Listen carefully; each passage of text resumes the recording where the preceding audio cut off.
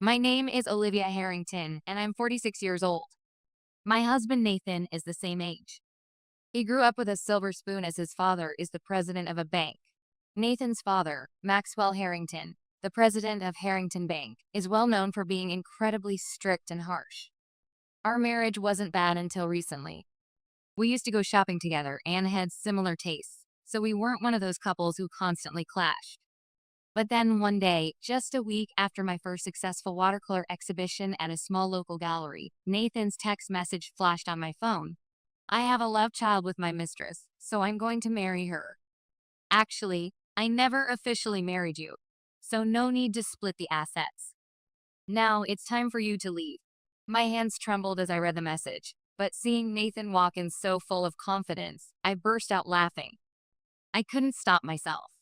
I was laughing so hard I held my stomach. Nathan, who had been taken aback by my reaction, started getting angry. What's so funny? What's got you laughing like that? I pulled up my banking app, showing him the screen. Well, okay then. If that's how it is, I'll go ahead and close the $500 million account in your bank, I said. Closing the account? $500 million? You're not even the daughter of a CEO. What are you saying? I guess all those paint fumes from your little hobby finally made you lose your mind. As Nathan continued ranting, I, still laughing with tears in my eyes, explained, it's my great Uncle Walter's company, Jenkins Imports, that has $500 million deposited in Harrington Bank. Maxwell should be well aware of that. That's why someone like me, not a CEO's daughter but an art school graduate, was able to marry the bank president's son. You may think we didn't file our marriage certificate, but we definitely did. So no need to worry about that. What? What the hell are you talking about? Jenkins Imports. That's one of the long-established companies around, and you're claiming to be connected to them? Don't make me laugh. We were never on the same level, even from birth. You and I don't belong together. You've seriously lost your mind. And like I said, we're not even legally married. After I signed the marriage papers, I threw them away secretly after saying I'd filed them. You really thought that for the last 10 years? Ridiculous, Nathan said. Do you really think someone as serious as Maxwell would overlook that? At first, I was shocked when I realized the marriage papers hadn't been submitted. But do you remember we filled out 2 copies of the papers, and Maxwell kept one as a keepsake? Don't you remember that? Seriously, you don't remember filling out 2 copies and how happy Maxwell was. Finally, his troublesome son was getting married. I spoke with Maxwell and submitted his copy. So yes, legally married. You didn't even know that. Who's the one who's really lost it here? Have you even noticed that all the mail addressed to me has had the last name Harrington on it? Let's see what happens if a member of the Jenkins family were to get divorced. Obviously, the account would be closed. Do you think you can tell Maxwell about that? Jenkins Imports is a top-tier client. They're not like any random company. It's a long-established firm. If they close their account and business slows down, it would be a huge blow to Harrington Bank. Its reputation could take a nosedive, I said. There's no way this is true. We're talking about Harrington Bank. Do you know how long it's been around? It's a major bank. Everything you're saying is a complete lie. Sure, Jenkins Imports is an old company, but Walter is your great uncle? That's obviously a lie. Someone like you, with your mediocre paintings and community art shows, couldn't have come from such a prestigious family. I only married you out of pity. I thought you wouldn't find someone to marry, so I married you. But you betrayed me, and I'm done with you. You can't even handle household chores. You have no savings, and all you do is paint those ridiculous watercolors. Aren't you embarrassed? The woman I'm seeing now is the one who truly deserves to be the wife of the bank president's son.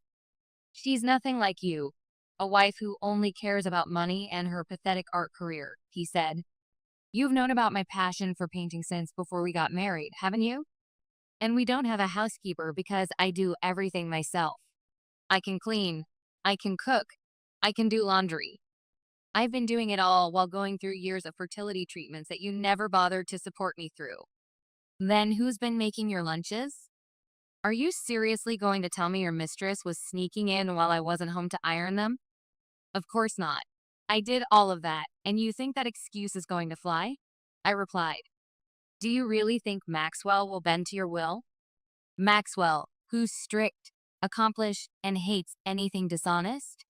The man who values integrity above all else? If anyone's going to get disowned here, it's you. Am I wrong? If I end up being treated unfairly, Jenkins Imports will definitely take their business elsewhere. And who's going to lose out then? With fewer clients, Maxwell's wrath will be enormous, I said. You're full of it. You're not fit to be the wife of a bank president. Who do you think you are? Do you think you're better than me? Fine. If you say we're really married, then divorce. I'll tell my dad we got divorced because of your infidelity. I'll say you had the affair while wasting time on those painting classes. No one's going to believe anything you say. I am the son of the bank president.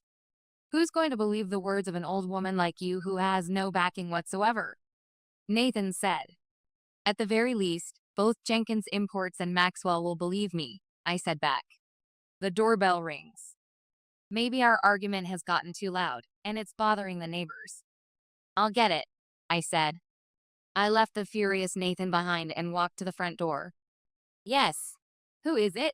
What? When I opened the door, there stood a woman with heavy, garish makeup and designer clothes with tags still attached, a triumphant look on her face. She was along with a young boy who seemed to be in elementary school wearing what looked like a private school uniform. The woman tried to force her way in. I was shoved and fell to the floor. Hey, who are you? I said to the woman. Nice to meet you, Olivia the loser. Hurry up and pack your things and get out.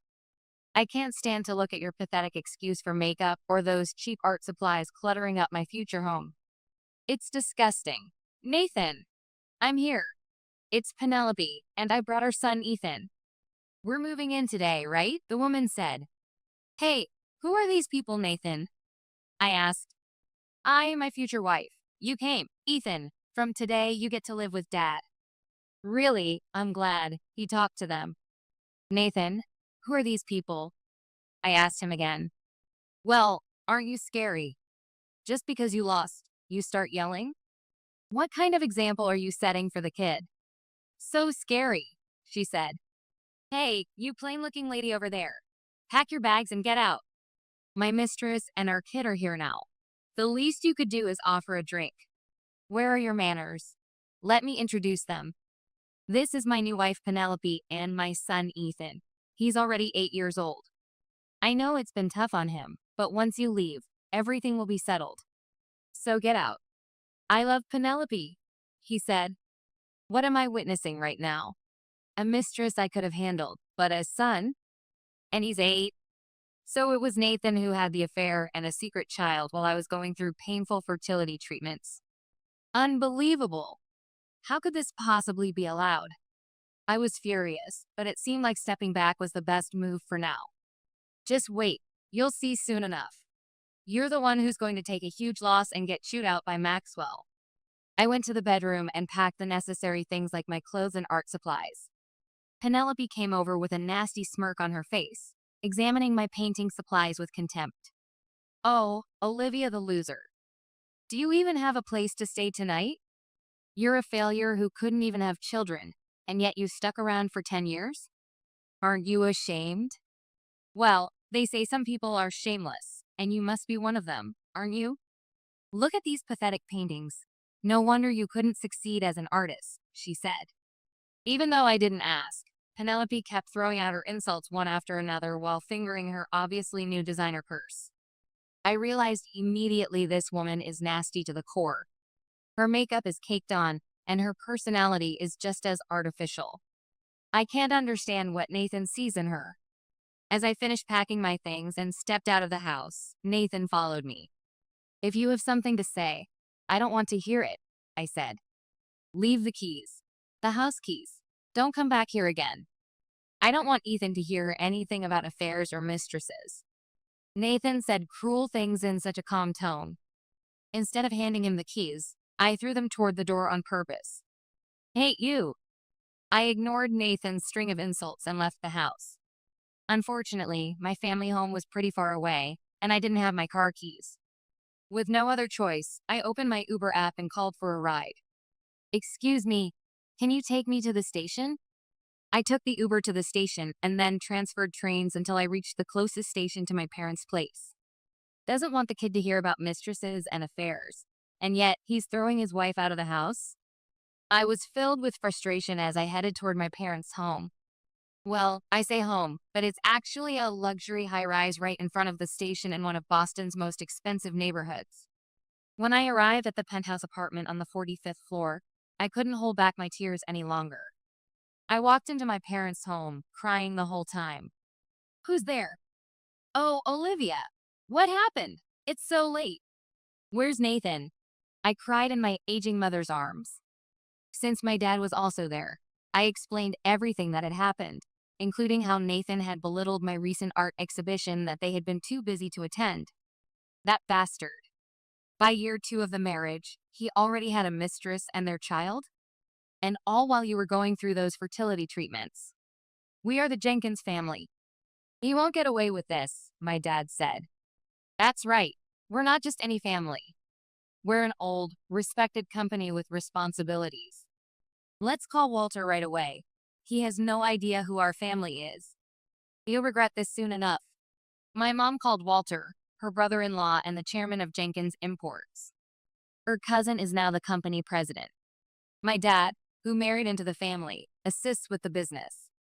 Afterward, Walter, my parents, and I gathered at the penthouse and discussed everything that had happened over cups of tea that did little to calm our nerves. So they kicked me out of the house. His mistress and their child showed up, and they were all happy together, I explained, my voice breaking as I showed them photos on my phone of my paintings that Penelope had damaged during the confrontation. As I vented my frustrations, my family became even more furious than I was. Walter then pulled out his phone and called Nathan's father, Maxwell. He angrily demanded a meeting to discuss the matter, his voice booming through the speakerphone. The job of a bank president is far from leisurely, especially with today's financial markets.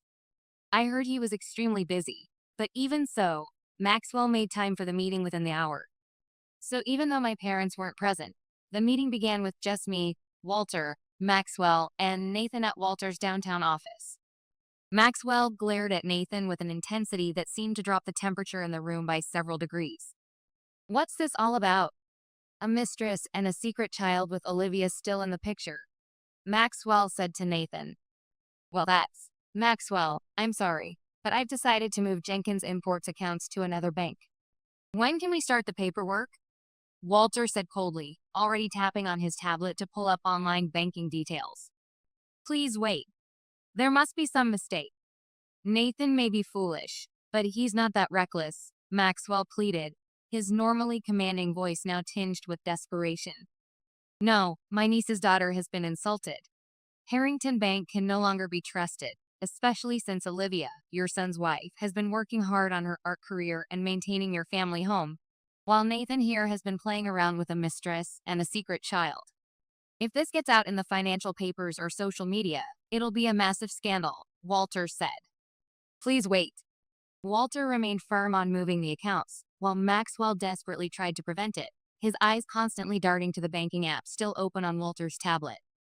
The conversation was going nowhere fast. Then Nathan spoke up, straightening his designer tie with a practiced gesture. "Yes, it's all Olivia's delusions. She's been bad-mouthing me endlessly, and then she just left the house on her own. She's just upset that her little art show wasn't the success she hoped for." I was stunned when I heard him. Even at this point, he was still trying to make excuses and belittle my achievement. "Everyone, there's something I'd like you to hear." With that, I took out my phone. Nathan's face turned pale. I opened my recording app and pressed play, and Nathan's shouting filled the room through the crystal clear speakers. "Everything you say is a complete lie. Sure, Jenkins Imports is an old company, but Walter is your great-uncle? That's obviously a lie." The recording captured all the insults from that day with perfect clarity. "Penelope is not like a gold-digging wife like you, wasting time on watercolors no one will ever buy," Nathan's voice continued to fill the room. "Wait, so you're saying Olivia's just after money, Nathan?" Maxwell's voice was dangerously quiet. "No, that's not it. This is fabricated. She edited this recording, Nathan stammered, loosening his collar. There's one more recording I'd like you to hear calmly, I said, scrolling through my phone. I played another audio file from my phone. Hey, you're seriously pissing me off. Don't ever come back here. You're disgusting and the worst. You're completely useless. Thanks for everything, but you don't have a home to come back to. Go ahead and become homeless and live at the bottom of society with your worthless paintings. This was the tirade I had endured when I left the house. I had recorded it just in case, my trembling finger hitting the button on my phone's recording app as I packed. When the recording ended, the room fell silent. Nathan's face, which had been pale, was now completely white, all trace of his earlier confidence erased. Walter, let's change banks. Can we really trust a bank that employs people like him? I asked, my voice steadier than I felt. No, we can't. Even if we could before, that's no longer possible. Maxwell, when can we come by to start the process of switching banks? It's unfortunate, but there are several banks eager to work with us. After all that's happened, we can't just let this slide, can we? It's unacceptable for Olivia, who's like a daughter to me, to be insulted and treated this way. Her art exhibition last week was remarkable. By the way, something your son couldn't be bothered to attend, Walter said. Well, that's it. Maxwell, who had always carried himself confidently, looked more shaken than I'd ever seen him, his eyes fixed on Walter's tablet showing the $500 million account. Just then, the doorbell rang. My mom, who was stationed at the reception desk, could be heard, but from the sound of it, someone was barging in, completely ignoring her protests. Nathan, I'm here. Let's sign the marriage papers. It was Penelope, clueless about the situation, walking right in with her designer handbag swinging wildly. What's going on here? The atmosphere feels heavy. Nathan, you promised you'd sign the marriage papers today, remember? She said. How did you find this place? I never told you where I was, Nathan said to her. I secretly installed a GPS tracking app on your phone, she announced proudly, waving her latest iPhone. So, are we going to sign the papers today or what? Stop being so shy. Even Ethan is excited for this. I already posted on Instagram that we're getting married next month. Good job, Penelope. Nathan's got nowhere to hide now, I whispered, unable to keep the satisfaction from my voice. I couldn't help but silently cheer her on. Nathan, who had been denying the existence of a mistress, was now cornered. I exchanged a nod with Walter, who was already pulling up another banking app. Walter, let's go ahead and switch banks, I said. I called for the security staff and had Penelope escorted out, her high heels scraping against the marble floor. What? I'm the one who deserves to be with Nathan. I'm way better than a failed artist like you, right, Nathan? Tell them about our plans for the beach house in the Hamptons. Penelope was yelling as she was forcibly removed from the office. The meeting room fell silent. No one said a word. Then Walter spoke up, closing his tablet case with a decisive snap. I looked into that Penelope. Turns out she comes from a struggling family and works at that luxury boutique on Newbury Street. So who's the real gold digger here? Our family may not have made it to the level of a conglomerate, but we've got a decent income, he explained. When he said decent, it was pure modesty. In reality, they made more money in a month than most people could even imagine, with Jenkins Imports now expanding into tech investments. Well, instead of rushing into a divorce, why don't we give Maxwell a chance to handle this? We're so busy that we don't even have the bandwidth to switch banks right now.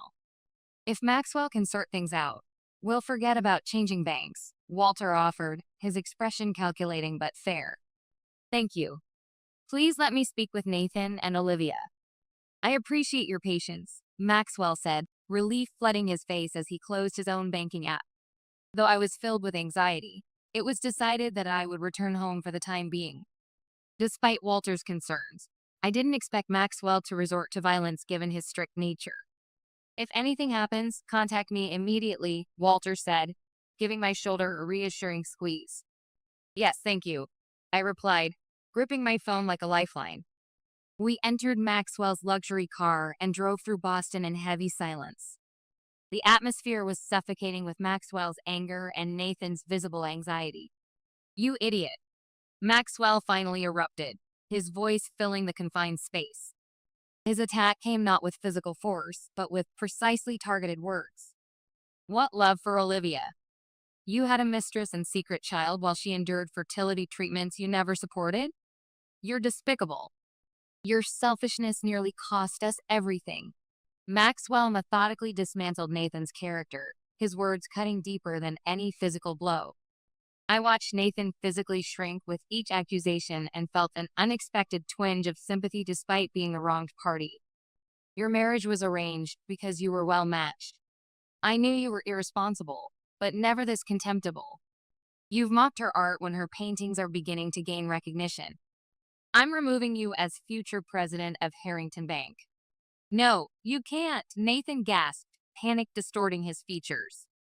I was equally shocked. Nathan's entire identity was built around his future position. "I've trained my whole life for this. What else could I possibly do?" he pleaded desperately. "After everything you've done?" Maxwell's voice dropped to a deadly whisper. "Adrian will be your replacement. You're no longer my son. On paper, yes, but in my heart, no." These final words landed with devastating impact. Throughout this verbal execution, Maxwell maintained perfect composure while Nathan completely crumbled before us. Later, I stayed at the Harrington household, but Nathan was evicted. He bombarded me with texts begging for money, but I had the staff block his number. After finalizing our divorce, I remarried his cousin Adrian, who turned out to be everything Nathan wasn't. Maxwell calculated that sending me back to my family would damage Bank Jenkins' relations, so I remained in the Harrington sphere.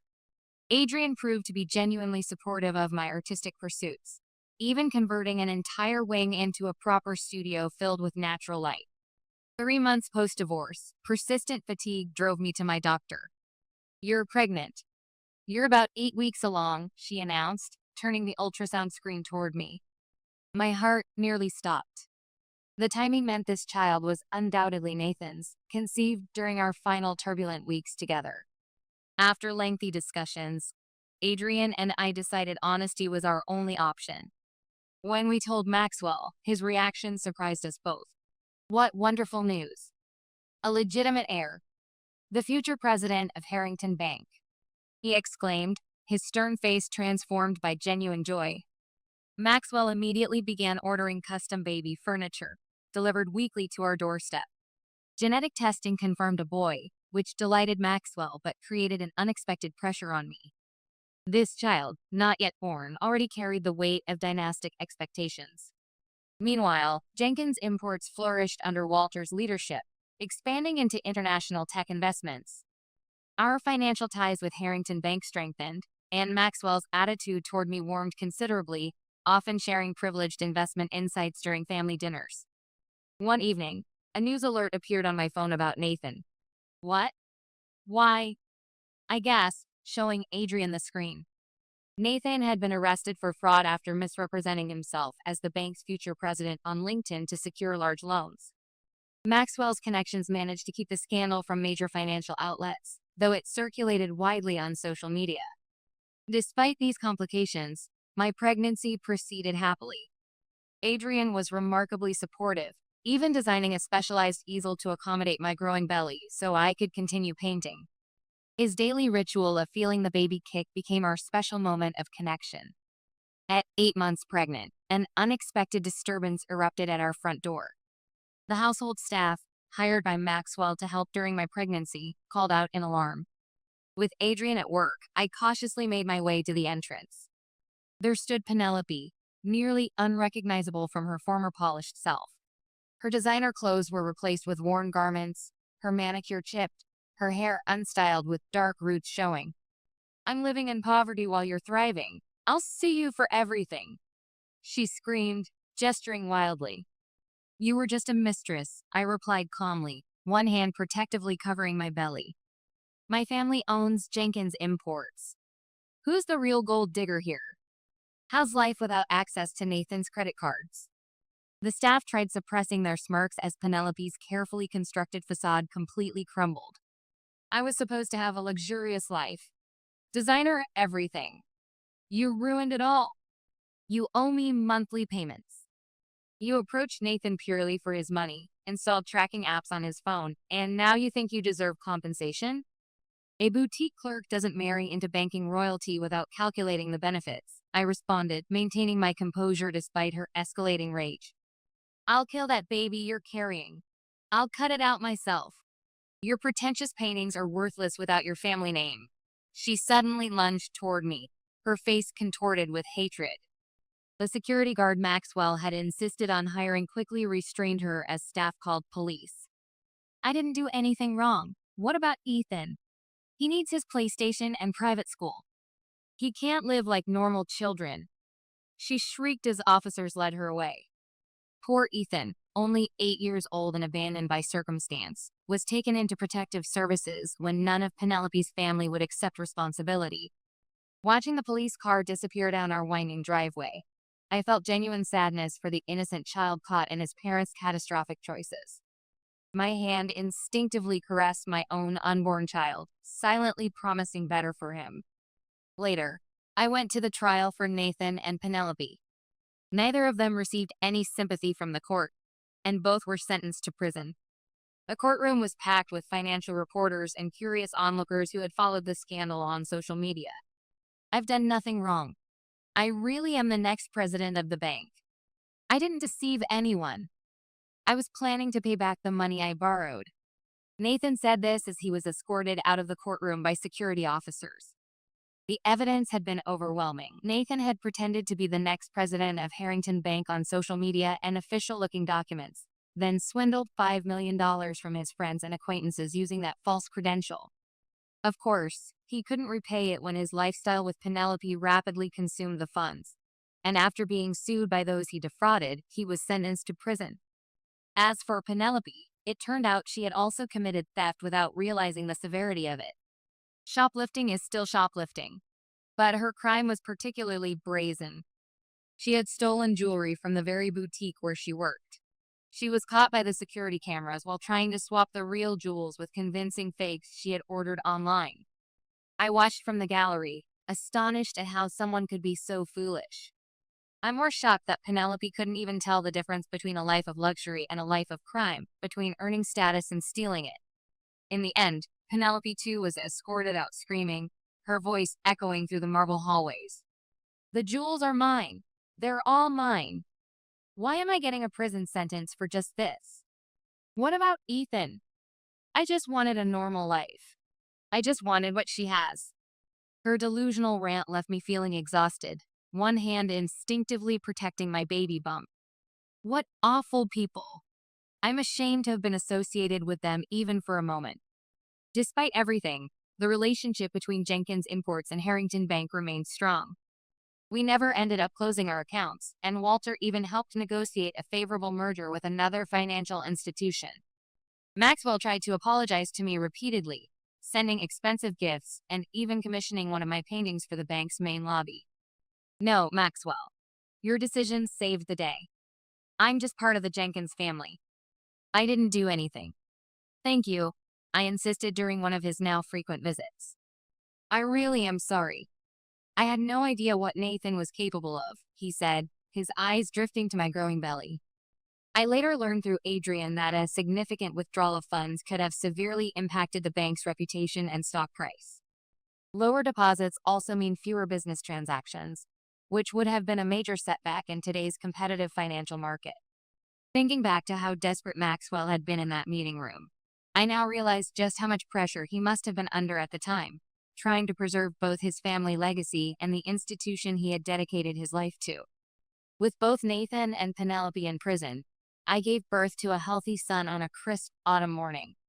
Maxwell was overjoyed, arriving at the hospital with an armful of designer baby clothes and a trust fund document already prepared. Adrian successfully became the president of Harrington Bank after his accelerated training, and the bank's operations are going smoothly under his thoughtful leadership. My painting career has also blossomed, with my New Life series featuring abstract interpretations of pregnancy and motherhood selling well at galleries across Boston. Eventually, I'd like to have another child with Adrian. I want to give our son a little brother or sister who would truly be ours together. I know it will take some time given my previous fertility struggles. Right now, just taking care of this baby and maintaining my art practice keeps me incredibly busy. But I still want to give him a sibling someday. Now that Maxwell has retired from being the bank president, he comes to visit almost every day, bringing educational toys and books for my baby.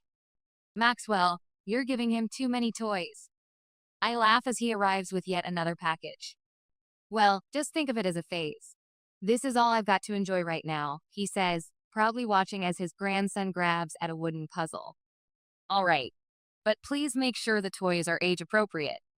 The pediatrician warned me about choking hazards. I remind him gently. Looking at my son's face, with his curious eyes taking in the world around him, I feel a sense of peace wash over me.